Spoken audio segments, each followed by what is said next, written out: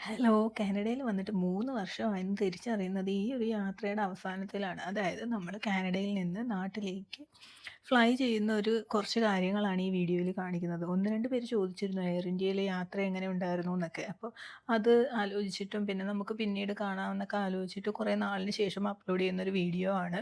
നമ്മൾ ഹാലിഫാക്സിൽ നിന്ന് ട്രിവാൻഡ്രത്തേക്ക് ഉള്ള യാത്രയാണ് കാണിക്കുന്നത്. അപ്പോൾ ഇന്നത്തെ ഈ ഒരു വീഡിയോയിൽ കാണിക്കുന്നത് ടൊറന്റോ വരെയുള്ളൊരു യാത്രയാണ്. ഇത് ഹാലിഫാക്സ് എയർപോർട്ടിൽ എത്തിയതിന് ശേഷം നമ്മുടെ പെട്ടിയൊക്കെ പരിശോധിച്ചിട്ടൊക്കെ വിടുമല്ലോ. ചെന്നപ്പോൾ എയർ ഇന്ത്യ ആയതുകൊണ്ട് തന്നെ എല്ലാ പെട്ടിയും ഒന്ന് ഫുൾ വീഡിയോ എടുത്ത് വെച്ചിട്ടുണ്ടായിരുന്നു. അതാണ് ഇപ്പോൾ ഈ കണ്ടത്. നമ്മുടെ ക്യാബിൻ്റെ അല്ല, ചെക്ക് ഇൻ ബാഗിൻ്റെ കോലമൊക്കെ എങ്ങനെയുണ്ട് എന്നൊക്കെ ഉള്ളത്. അപ്പോൾ അത് കഴിയുമ്പോൾ നമ്മളോട് പറയും, ദേ അകത്ത് കാണുന്ന ആ മെഷീനിൽ കൊണ്ടുപോയി വെയിറ്റ് നോക്കിയിട്ടോ. അവിടെ വെക്കുമ്പോൾ തന്നെ അതിൻ്റെ വെയിറ്റ് ഒക്കെ കാണിച്ചിട്ട് അത് അകത്തേക്ക് സ്വന്തമായിട്ട് കയറി പോകുന്നുണ്ട്. അപ്പോൾ അത് ആണ് ഈ സംഭവം ഹാലിഫാക്സിൽ. മറ്റേ ഇവിടെ ട്രിവാൻഡ്രത്തും കൊച്ചിയിലും ഒക്കെ കണ്ടിട്ടുള്ളത് നമ്മൾ തന്നെ എടുത്ത് വെച്ചിട്ട് അവർ സാധനങ്ങളൊക്കെ ഒട്ടിച്ചിട്ട് അകത്തേക്ക് എടുത്തിടുന്നതാണല്ലോ. ഇവിടെ നമ്മൾ തന്നെ എടുത്ത് വെക്കുന്നു, വെയിറ്റ് നോക്കുന്നു, വിടുന്നു. നല്ല രീതിയിൽ ടെൻഷൻ പിടിച്ചിട്ടുള്ള യാത്ര തന്നെയായിരുന്നു. കാരണം നമ്മളെ ടിക്കറ്റിൻ്റെ ടൈമുകളൊക്കെ മാറി, ദിവസം മാറി, അങ്ങനെ ലേ ഓവർ കൂടി വന്നു. 3 മണിക്കൂർ ലേ ഓവർ ഉണ്ടായിരുന്നത് 17 മണിക്കൂറായിട്ട് കൂടി. അങ്ങനെ ഒരുപാട് ഒരുപാട് ബുദ്ധിമുട്ടുകളും നല്ല കാര്യങ്ങളും ഒക്കെ ഉണ്ടായിരുന്ന ഒരു യാത്രയാണ്. നമ്മുടെ ഈ ടിക്കറ്റ് എടുത്ത സമയത്താണ് ആ യുദ്ധത്തിൻ്റെ ബുദ്ധിമുട്ടുകളൊക്കെ വന്നതും, അതുപോലെ നമുക്ക് ഈ ടൈമൊക്കെ അഡ്ജസ്റ്റ് ആയതും, ലേ ഓവറിൻ്റെ വ്യത്യാസം വന്നതും ഒക്കെ ആ ഒരു റീറൂട്ടിങ്ങും ഒക്കെ വന്നതെല്ലാം യുദ്ധത്തിൻ്റെ ഒരു അടിസ്ഥാനത്തിലാണ്. അപ്പോൾ അതൊന്നും ആലോചിച്ചിട്ട് കാര്യമില്ലല്ലോ. നമ്മൾ ഇത്രയും ലോങ് ആയിട്ടൊരു ജേർണി ചെയ്യുമ്പോൾ അങ്ങനെ പല പല ചേഞ്ചസ് ഒക്കെ വരുമ്പോഴത്തേക്ക് നമുക്ക് അതിൻ്റേതായ ഒരു ഫ്രസ്ട്രേഷനൊക്കെ ഉണ്ടാവും. അങ്ങനെ സംഭവങ്ങളെല്ലാം കഴിഞ്ഞ് ഹാലിഫാക്സിൽ വെയിറ്റ് ചെയ്തിരുന്ന സമയത്ത് കുറച്ച് ഫുഡൊക്കെ കഴിച്ചതിന് ശേഷം ഞങ്ങൾ ഫ്ലൈറ്റിലേക്ക് കയറാനുള്ള തയ്യാറെടുപ്പിലാണ്. പിന്നെ ഇത്രയും നാളിന് ശേഷം പോകുന്നതിൻ്റെ ഒരു എക്സൈറ്റ്മെൻ്റ് ഒക്കെ ഉണ്ട്. പിന്നെ ചെറിയ ചെറിയ വിഷമങ്ങളും ഒക്കെ ഉണ്ട്. നമുക്കൊരു പൂച്ചയുണ്ട്. അതിനെ ഇങ്ങനെ ഒറ്റയ്ക്ക് വീട്ടിലിട്ടിട്ട് പോകുന്നതിൻ്റെ ഒരു ബുദ്ധിമുട്ടൊക്കെ ഉണ്ട്. അങ്ങോട്ട് പോകുന്ന സമയത്ത് നമുക്ക് ലഗേജിൻ്റെ വെയിറ്റിനൊന്നും പ്രശ്നം വന്നിട്ടില്ല. കാരണം നമുക്ക് ഒരാൾക്ക് 23ഉം പിന്നെ ക്യാബിൻ്റെ 7ഉം ആണ് കൊണ്ടുപോകാൻ പറ്റുന്നത്. അപ്പോൾ 4 പേർക്കും 4 ക്യാബിൻ എടുക്കാമെങ്കിലും നമ്മൾ 2 ക്യാബിൻ ബാഗ് മാത്രമാണ് കൊണ്ടുപോകുന്നത്. പിന്നെ ലഗേജിൻ്റെ കാര്യത്തിലും 23 വെച്ചൊന്നും എല്ലാ പെട്ടിയിലും ഉണ്ടായിരുന്നില്ല. അപ്പോൾ അങ്ങനത്തെ ബുദ്ധിമുട്ടൊന്നും വന്നില്ല. ഹാലിഫാക്സിൽ നിന്ന് ടൊറന്റോ വരെ എയർ കാനഡയിലാണ് യാത്ര ചെയ്യുന്നത്. എയർ കാനഡയുടെ ഡൊമസ്റ്റിക് ഫ്ലൈറ്റാണ്. നമ്മുടെ റൂട്ട് എന്ന് പറയുന്നത് ഇങ്ങനെയായിരുന്നു: Halifax to Toronto, Toronto to Delhi, Delhi to Trivandrum. അപ്പോൾ ഇതായിരുന്നു നമ്മൾ യാത്ര ചെയ്ത ഒരു റൂട്ട്. അതിൽ ഹാലിഫാക്സിൽ നിന്ന് ടൊറന്റോ വരെ എയർ കാനഡയായിരുന്നു. ടൊറന്റോയിൽ നിന്ന് ഡൽഹി വരെ ഇൻ്റർനാഷണലായിട്ട് എയർ ഇന്ത്യയും, എയർ ഇന്ത്യയുടെ തന്നെ ഡൊമസ്റ്റിക് ഡൽഹിയിൽ നിന്ന് ട്രിവാൻഡ്രം വരെയും. അങ്ങനെയായിരുന്നു നമ്മുടെ യാത്ര ചെയ്തിരുന്നത്. അപ്പോൾ പിള്ളേർക്ക് അറിയേണ്ടത് ഈ ഫ്ലൈറ്റിൽ സ്ക്രീൻ ഉണ്ടോ എന്നുള്ളത് മാത്രമാണ്. അപ്പോൾ എയർ കാനഡയിൽ കയറിയപ്പോൾ അതിൽ ഡൊമസ്റ്റിക് ആണെങ്കിലും നല്ല സ്ക്രീനും കാര്യങ്ങളും ഒക്കെ ഉണ്ട്. അപ്പോൾ അത് നല്ല ഹാപ്പി ആയിട്ട് ഇരിപ്പുണ്ട് എല്ലാവരും. എനിക്ക് മാത്രമേ ഉള്ളൂ കുറച്ച് ടെൻഷൻ അടിച്ചൊക്കെ ഇരിക്കുന്നത്.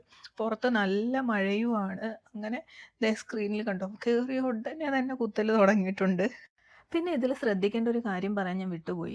നമ്മൾ ഇതുപോലെ പല ഫ്ലൈറ്റൊക്കെ കയറി യാത്ര ചെയ്യുന്ന സമയത്ത് നമ്മുടെ ഫസ്റ്റ് ഡെസ്റ്റിനേഷനിൽ നിന്ന് നമ്മുടെ ലാസ്റ്റ് ഡെസ്റ്റിനേഷൻ വരെ നമ്മുടെ ബാഗേജ് പോകുന്നുണ്ടോ, അതോ ഇടയ്ക്ക് ഏതെങ്കിലും ഡെസ്റ്റിനേഷനിൽ നമ്മൾ എടുക്കേണ്ട ആവശ്യമുണ്ടോ എന്നുള്ളത് ഫസ്റ്റ് എയർപോർട്ടിൽ തന്നെ നമ്മൾ ചോദിച്ച് മനസ്സിലാക്കണം.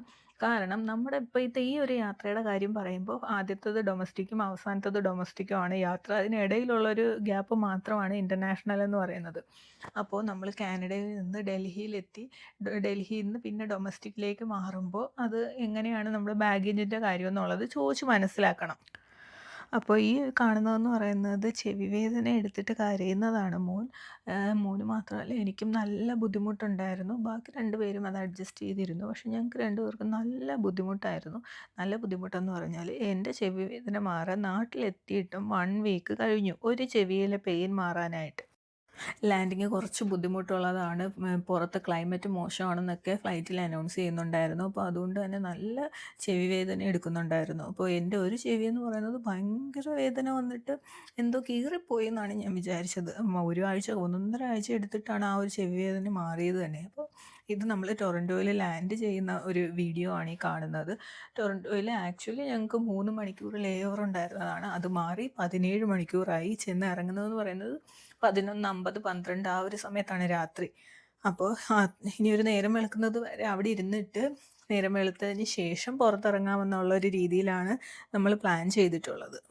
പിന്നെ ഞാൻ ഈ ഫ്ലൈറ്റിലെ ഫുഡിൻ്റെ കാര്യം പറഞ്ഞില്ലല്ലോ. ഇതിൽ വലിയ ഹെവി ആയിട്ടുള്ള ഫുഡൊന്നും ഇല്ല. ഡൊമസ്റ്റിക് ആയതുകൊണ്ട് തന്നെ സ്നാക്സും ബിവറേജും മാത്രമാണ്. അപ്പോൾ അതിലുണ്ടായിരുന്നത് പോപ്പ്, കോക്ക്, പിന്നെ ആപ്പിൾ ജ്യൂസ്, ഓറഞ്ച് ജ്യൂസ്, പിന്നെന്തോ ചോക്ലേറ്റ്സും പ്രിറ്റ്സലോ അങ്ങനത്തെ കുറേ സാധനങ്ങൾ സ്നാക്സൊക്കെ. അപ്പോൾ ഞാൻ ആപ്പിൾ ജ്യൂസും ചോക്ലേറ്റും വാങ്ങി. ആപ്പിൾ ജ്യൂസ് കുടിച്ചു. ചോക്ലേറ്റ്സൊക്കെ പിള്ളേരും കഴിച്ചു. 2 എണ്ണം ഞാൻ എൻ്റെ ബാഗിലും ഇട്ട് വെച്ചിട്ടുണ്ടായിരുന്നു. അപ്പോൾ അങ്ങനെയാണ് ഫുഡിൻ്റെ കാര്യം. പുറത്തെ ഈ ബുദ്ധിമുട്ടും അകത്തെ ഈ പ്രഷറിൻ്റെ വേരിയേഷനും ഒക്കെ കൊണ്ട് വേദന എടുത്തിരിക്കുവാണെന്നുണ്ടെങ്കിലും പുറത്ത് നല്ല വ്യൂ ആയതുകൊണ്ട് അതൊക്കെ ക്യാമറയിൽ പിടിക്കാനും നോക്കിയിരിക്കാനും ഒന്നും ഞാൻ മറന്നില്ല. അങ്ങനെ ദേ നമ്മൾ ഇറങ്ങേണ്ട സമയം എത്തി. നമ്മുടെ ലഗേജ് ബാഗുകളൊക്കെ ദേ അതിൽ വന്ന് കളക്ഷൻ നടന്നുകൊണ്ടിരിക്കുകയാണ്. ഇനി ഇത് അങ്ങ് എത്തുമോ? പണ്ടത്തെ അനുഭവം എനിക്കിപ്പോഴും ഓർമ്മയുള്ളത് കൊണ്ട് തന്നെ ഇത് കയ്യിൽ കിട്ടുമോ ഇല്ലയോ എന്നുള്ളൊരു ടെൻഷൻ വേറെയുണ്ട്. കാരണം വന്ന സമയത്ത് നമുക്ക് ക്യാബിൻ ബാഗ് മാത്രമാണ് കിട്ടിയിട്ടുണ്ടായിരുന്നത്. ബാക്കി എല്ലാം 2 ആഴ്ചയ്ക്ക് ശേഷമാണ് നമ്മുടെ ലഗേജും എല്ലാം കിട്ടിയത്. അങ്ങനെ ദേ നേരം വെളുത്തു. നേരം വെളുത്ത് രാവിലെ ഇപ്പോഴും ആ ചെവി വേദനയുടെ ഇതിലാണ് ഞാൻ ഈ ഉമ്മെന്നിരിക്കുന്നത്.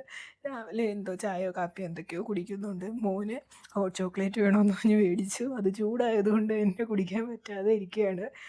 അപ്പോൾ അങ്ങനെ ടൊറൻറ്റോയിലെത്തി. ഇനി ബാക്കിയുള്ള വിശേഷങ്ങൾ അടുത്ത വീഡിയോയിൽ കാണിച്ചു തരാം. താങ്ക് യു ഫോർ വാച്ചിങ് വാൽ കണ്ണാടി.